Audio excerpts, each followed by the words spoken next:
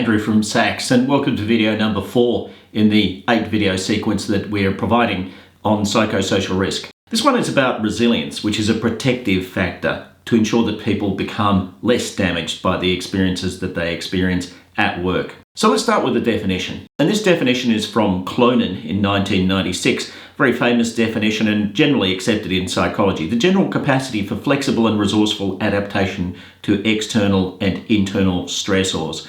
So that might sound a little bit jargonish, but let's talk about the components of this because they are actually very helpful to understand what resilience is. Flexible and resourceful adaptation, a general capacity. The issue about resilience is that it's not targeted typically to just one thing. When people are resilient, they're resilient very broadly. So it's a general capacity. So you can be resilient to challenges at home or at work or in your personal life. Flexible and adaptable means that we're able to do stuff to make things better for ourselves. The true measure of a resilient person is somebody who can, to a certain extent, fix their own problems rather than relying on others to fix them for them. Next, we talk about external and internal stressors. So the truly resilient person can cope with internal stressors, which might be things like fatigue or disease or internal discomfort, but as well as that external stressors. And of course, we know that external become internal, don't they? So if we're, for instance, in economically tough times, that's clearly an external effect, but the internal stressors can be anxiety, fear of losing our job, fear of going broke, those kinds of things. So resilience, when you have it, is a very broad set of capabilities that kind of protect us from damage from the outside world and from our own inside world. Where does it come from? Well, like many things in life, it comes from a combination of nature and nurture. And the nature bit is things like your cognitive ability, how smart you are, can affect how resilient you are. Your personality can certainly affect how resilient you are. And nurture is things like the skills and abilities that we develop to become more resilient. And these can affect the outcomes that we experience and deliver at work, the quality and quantity of our work, and also the quality and quantity of our relationships at work. I'm going to show you a diagram which represents a very significant study that SACS undertook, where we had psychological measurements on a range of people, and these psychological measurements were captured during job application process. So what that means in psychology, we call that high stakes data, because when people filled these things in, they were really trying. In other words, they were trying to get a job. Now, we also have data where people have filled in a questionnaire for purely research purposes. That's much lower stakes environment. Now, what we did is that we went to these people who we'd psych tested for jobs, and we asked them to fill in an internationally recognized resilience tool so we could measure their resilience. And what we were seeking to do is to see if we could predict their resilience from what we knew about them psychometrically, psychologically in the sense of having measured their cognitive ability, having measured their personality, and having measured their values, all using very recognized, internationally validated instruments. You see this diagram here, this adjusted R-square. What that means is that we were able to predict 33% of people's resilience from their personality, their aptitudes or cognitive ability, and their values. Now, how much is 33%? Doesn't sound like much in a sense.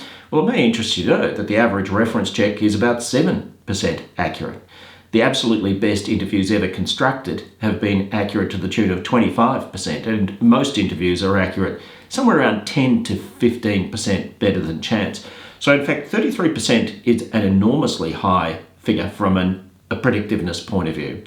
What this shows us is that psychometric tools can predict people's levels of resilience very accurately. And that's a good thing, because what this means is that you can build your resilience-seeking activities into your recruitment activities. You can recruit people who are much more likely to be resilient and therefore less likely to be psychosocially damaged by the experiences that they experience at your work. Now, of course, we're going to go on in this sequence of videos to explain to you what you can do in your workplace to manage that.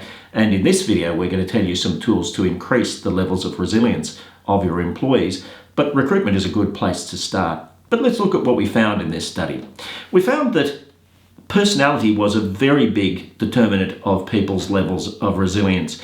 And we know that because you see these things here, beta weights, they are measures of how much impact these factors had on resilience. The highest beta weight is for this personality characteristic called liveliness. That's an extroversion characteristic. Liveliness is the characteristic of being optimistic, cheerful, positive, chirpy.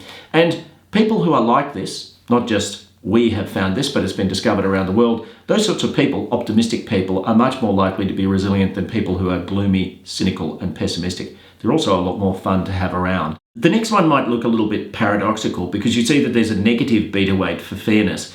And what that means is that people who are too fair-minded can in fact be a little bit more stress-prone. It's almost like you're wearing the responsibility for injustices that occur. So that's a predictor as well. Now, I'm not suggesting for a moment that you recruit people who are not fair-minded, but it's interesting to know that some people who are very fair-minded could be a little bit more stress-sensitive than people who are kind of a little bit more rough and ready, if you want to put it that way. The next one is about diligence, and this has been shown in multiple studies around the world, which is to say that people who are highly hardworking and committed and energized tend to be more resilient than people who are lazy. Why? Because they persist. They keep going when things are tough.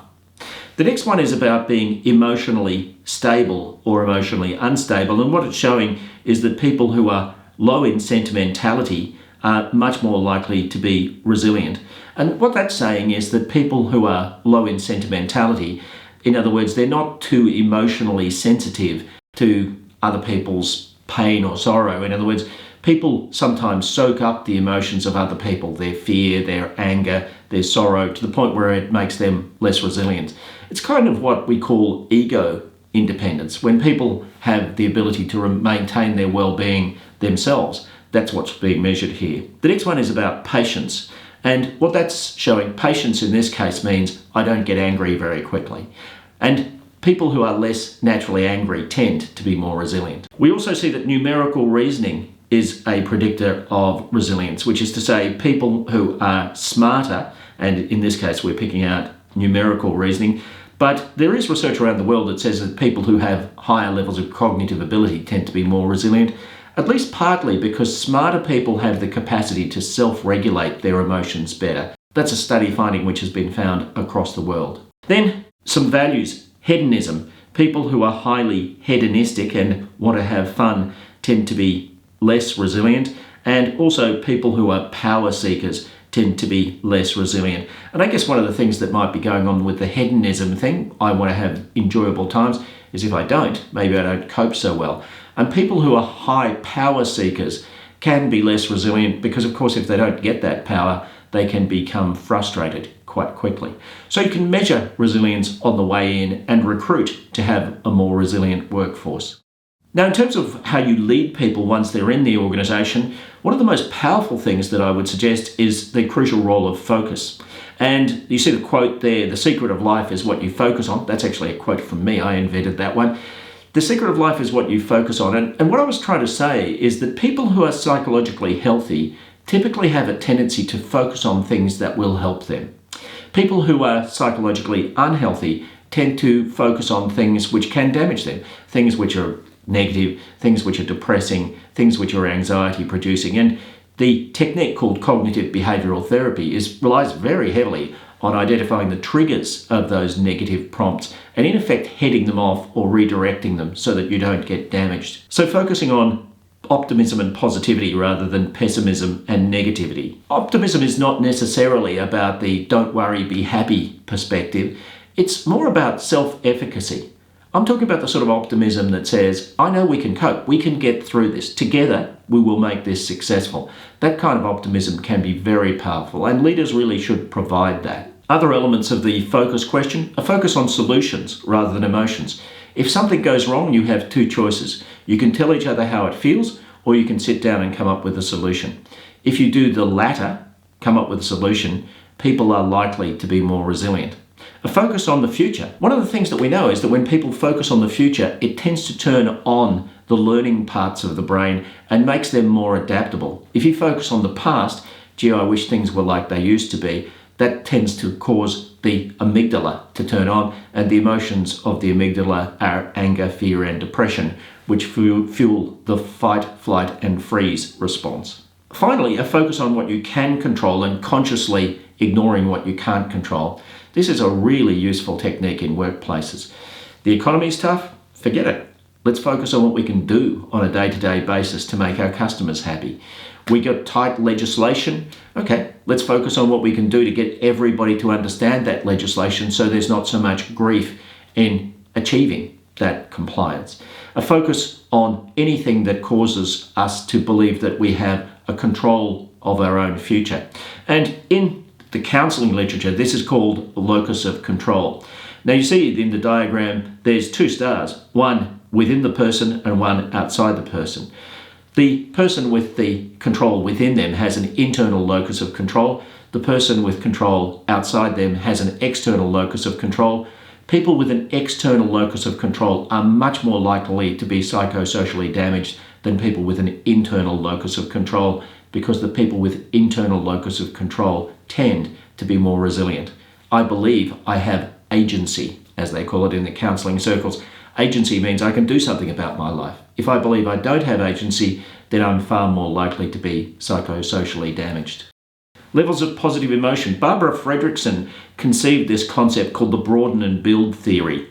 Now, the Broaden and Build theory says that as you increase the levels of positive emotions in any situation, including the workplace, what will happen is that people will broaden their perspective and take on new thoughts, new approaches, new ideas, and new learnings. And what that does is that it tends to build capability. And if positive emotions continue to increase, then you get a further broadening of perspectives and a further building of capability. And so this is what you call an upward cycle rather than a downward cycle. The classic downward cycle is where we're spiraling down into a worse situation. Barbara Fredrickson was able to demonstrate that interactions, and particularly leadership interactions, can stimulate this upward cycle of the broaden and build. Now, if people are broadening their perspectives, of course, that gives them a greater range of capabilities of dealing with their challenges. But the build component means that they will build capabilities that will cause them to be able to be more resilient in future. But there's also an emotional effect from that. People feel more emotionally comfortable and confident. Now, I want to talk about a thing called priming. This is a thing which is often called the Florida effect. And it's the work of a gentleman by the name of John Bargh, who's one of my favourite psychologists. I think this stuff is absolutely fascinating. What Bargh discovered is that human beings can be primed to act in certain ways totally unconsciously. And it's often called the automaticity of human beings. Automaticity. So Bargh undertook a study with word problems. And what he asked people to do is to complete word problems.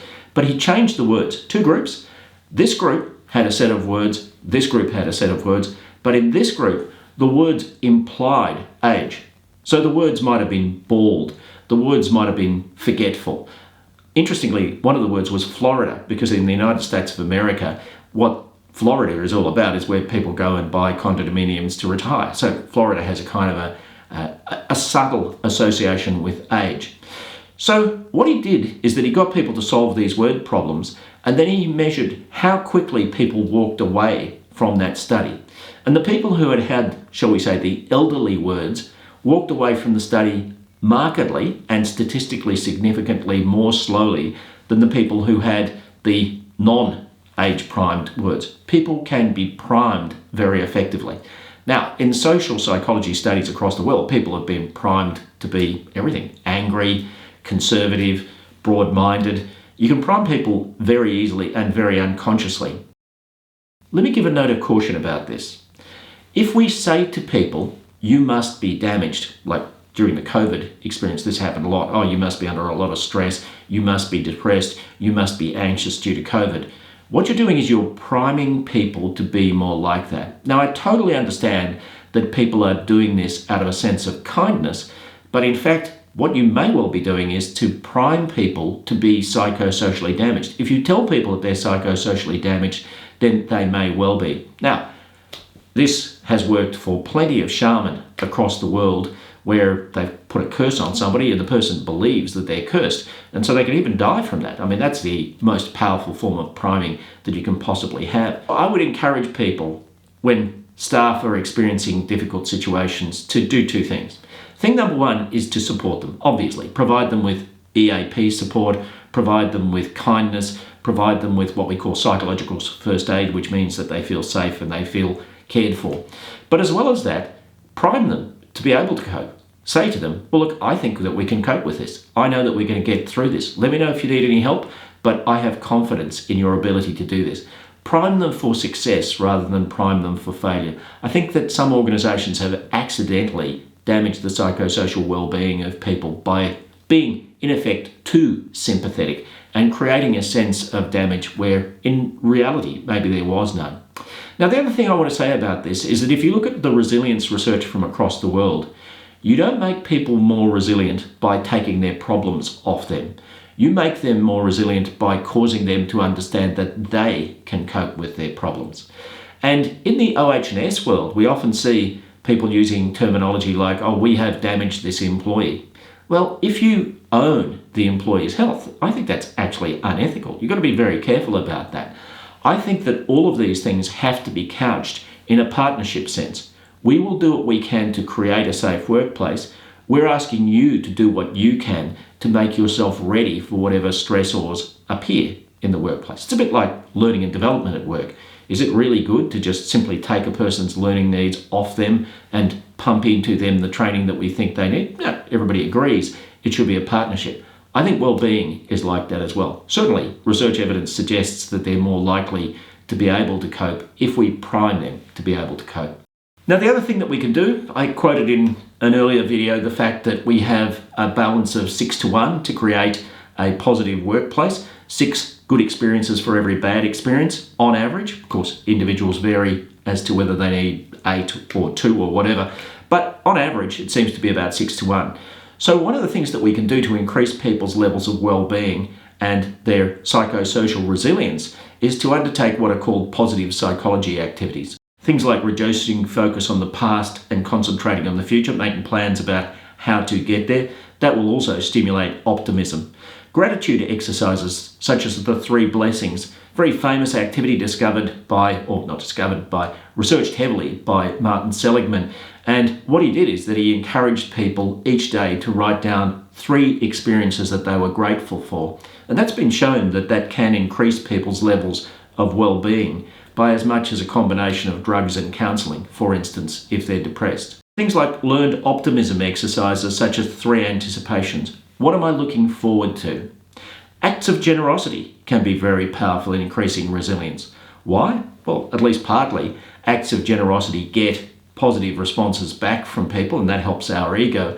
But as well as that, acts of generosity show us that we have agency and we are able to act on the world. Things like mindfulness activities, including meditation. Mindfulness activities can be shown to work well, and certainly I don't want to give you a lecture on that. There are plenty of resources that are available online to be able to develop your own mindfulness activities. I will say that they seem to work for about 98% of the population to a greater or lesser degree. So that's a pretty good hit rate.